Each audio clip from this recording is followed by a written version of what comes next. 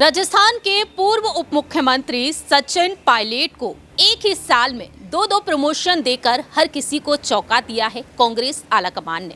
क्योंकि जिस तरह से सचिन पायलट के कड़े तेवर देखने को मिले थे 2020 में, दावे ये तक किए गए कि सचिन पायलट कहीं ना कहीं बीजेपी की तरफ रुख कर सकते हैं या फिर अपनी नई पार्टी का गठन कर सकते हैं।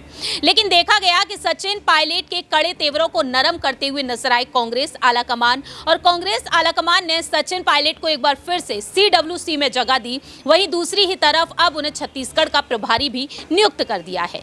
आखिरकार सचिन पायलट को यहां पर 2 प्रमोशन देने की बड़ी वजह क्या है, या फिर ये कोई मजबूरी रही है या फिर कोई अहम रणनीति बन चुकी है। नमस्कार, मैं प्रांशी राठौर और आप देख रहे हैं नेक्स्ट 9 न्यूज। दरअसल आपको बता दें कि कांग्रेस पार्टी में कई बड़े बड़े फेरबदल देखे जा रहे हैं आगामी लोकसभा चुनाव को मद्देनजर रखते हुए। 2024 में लोकसभा चुनाव होने जा रहे हैं और 24 से पहले कांग्रेस पार्टी में कई दिग्गज नेताओं को अहम जिम्मेदारियां सौंपी जा रही हैं। दावे तो ये तक किए गए थे कि नेता प्रतिपक्ष बनाया जा सकता है सचिन पायलट को, लेकिन राजस्थान की सियासत से दूर उन्हें अब अन्य राज्यों में एक्टिव किया गया है। छत्तीसगढ़ में उन्हें प्रभारी नियुक्त कर दिया गया है। ऐसे में देखा जाए तो यहाँ पर सचिन पायलट को लेकर राजनीतिक विश्लेषकों का क्या कुछ कहना रहा है, ये आपको समझाते हैं। दरअसल सचिन पायलट जिस तरह से कांग्रेस की कमान को संभालते हुए नजर आ रहे हैं, सचिन पायलट को जिस तरह से जिम्मेदारियां मिल रही हैं, उसको लेकर यहां पर ये देखा जा रहा है कि कांग्रेस महासचिव प्रियंका गांधी वाड्रा की वजह से उनका कद और पद लगातार बढ़ता हुआ दिखाई दे रहा है। प्रियंका गांधी का असर यहां पर देखने को मिल रहा है। अब सवाल यह है कि कांग्रेस को यहां पर कोई बड़ा फायदा होगा या फिर नहीं।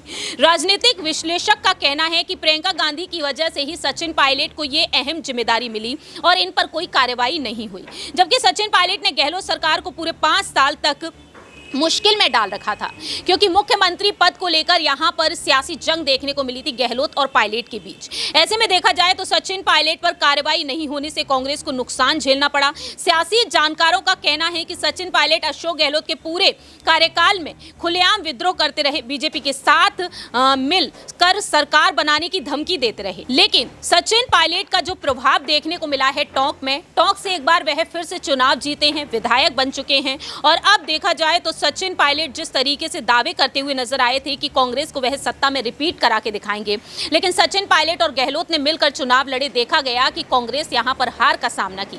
सियासी जानकारों का कहना है कि सचिन पायलट को प्रमोशन देने के पीछे कांग्रेस की रणनीति से ज्यादा मजबूरी दिखाई दी है। कांग्रेस के युवा नेता बीजेपी में शामिल हो चुके हैं, तो आलाकमान को डर है कि कहीं सचिन पायलट भी बगावत ना कर बैठे, बीजेपी का दामन ना थाम ले।